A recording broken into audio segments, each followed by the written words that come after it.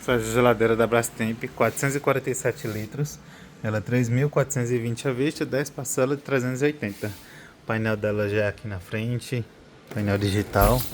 O interior dela, ela vai com 3 prateleiras de vidro, mais a gaveta aqui de frutas, verduras, né?